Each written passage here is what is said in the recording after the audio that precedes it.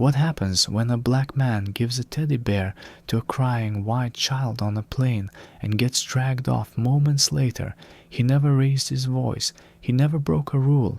But what happened next left the airline scrambling and the whole country watching. In this country, if you're a black man helping a white child on a plane, you better be ready to explain yourself, with security present. My name is Marcus Winston. I wasn't looking for trouble. I was flying home after 3 long days of corporate meetings and panels where I had to smile through ignorance disguised as compliments. I had on a navy suit, hand-polished shoes, and a first-class ticket that cost more than some folks' rent. I just wanted a smooth ride, maybe a glass of cranberry juice, and some sleep. Then I saw her, little girl, maybe 6, maybe younger, white, with her curls flying wild and tears rolling down her cheeks like she just got left behind. Her mother had a baby in one arm, a diaper bag hanging off the other, and that hollow-eyed panic all parents know too well. The flight attendants, too busy arranging napkins. So I stepped in. I knelt down beside the seat, reached into my carry-on, and pulled out a teddy bear some vendor had handed me at the Tech Expo. "Hey, sweetheart," I said softly, "he's scared to fly too. Would you mind holding his paw?" She blinked, sniffled, and took that bear like it was magic. I buckled her in, helped her mom stash her bags in the overhead, smiled, and turned to head to my seat. And that's when she showed up. Linda, boarding supervisor, mid-50s, hair sprayed stiff enough to stop bullets, her face locked in that permanent frown only certain folks wear when they feel just enough power to ruin someone's day and pick you to be that someone. "Sir, step aside. You need to leave the aircraft." I thought she was joking. I gave a polite laugh. "Sorry? I'm just heading to my seat." "You've been flagged," she snapped. "Please exit now."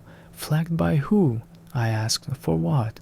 Giving a child a stuffed animal?" 2 security guards appeared like magic. One rested a hand on my arm, the other blocked the aisle.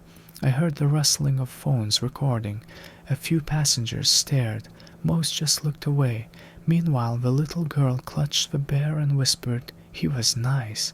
But niceness wasn't in the script today. No explanation, no reason, just a black man escorted off a plane for being helpful. The mother looked too overwhelmed to speak. The rest of the cabin? Silence. They'd all seen this show before. As I walked off the jet bridge, I thought, you can wear the suit, you can buy the seat, you can help a child, and still you'll be the threat in the story someone else tells. What happened next changed everything. You don't want to miss how this story turned and who got exposed. They didn't say I was dangerous. They didn't say I broke a rule. They said I was flagged, like I'm luggage, like I'm property. So there I was, not in my seat, not in the air, not on my way home. I was in a gray-walled holding area, which is just a fancy term for a room where they stash folks they don't want to deal with in public. Fluorescent lights, cold plastic chairs, 2 security guards who looked like they were bored stiff, and me, still in my suit, still wondering how exactly we got here. No one told me what I'd done. No one even tried to. The taller guard was tapping at a tablet like it held the meaning of life. The shorter one was chewing trail mix like it was his last meal. Every time I asked a question, what am I being held for? Where's the supervisor? Can I speak to someone who actually makes decisions? They hit me with the same line. It's just protocol, sir. Ah, yes, protocol.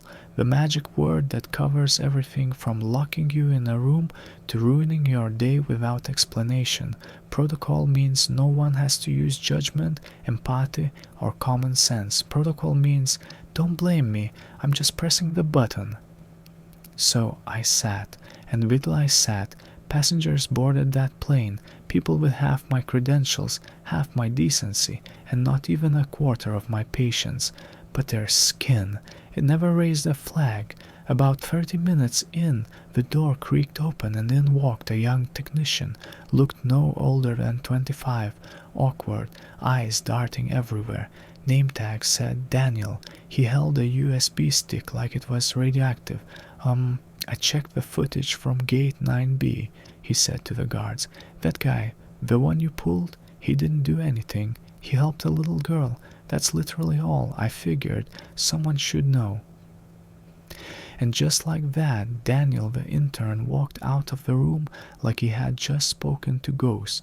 The guards looked at each other but didn't move, because when you're part of a system that doesn't want to admit it's wrong, evidence doesn't mean change, it means inconvenience. Meanwhile, I pulled out my phone. No threats, no panic, just a calm message typed with 2 fingers, the way my father taught me to always stay in control when the storm hits. Flagged on flight 223, no cause given, standard pattern, updating. I hit send. 10 minutes later, the energy in that room changed, not gradually, instantly. A man in a press suit walked by the glass wall, speaking into a headset. Another one followed. I saw a badge, then a clipboard, then a woman with a forced smile and tight jaw. Suddenly, I wasn't a problem anymore. I was Mr. Winston, but I didn't get up. I sat with my back straight, my palms resting on my knees, and my eyes locked on the door, because I'd seen this before. The real story wasn't about me. It was about the system and who it protects when no one's watching. This is it. The moment it all flips. Everything you've felt building is about to erupt. Stay here to see how the system finally gets a name and a face. Sometimes the most dangerous thing in a system built on assumptions is a black man who knows exactly who he is and doesn't flinch.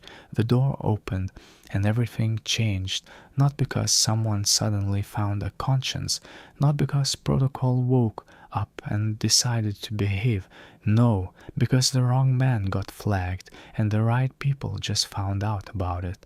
The first one in was a man in a gray tailored suit, whispering into a Bluetooth earpiece like he was diffusing a bomb. Then came a woman with a clipboard, red nails, tense jaw, eyes that said, "I'm not getting paid enough for this." And behind them, Linda.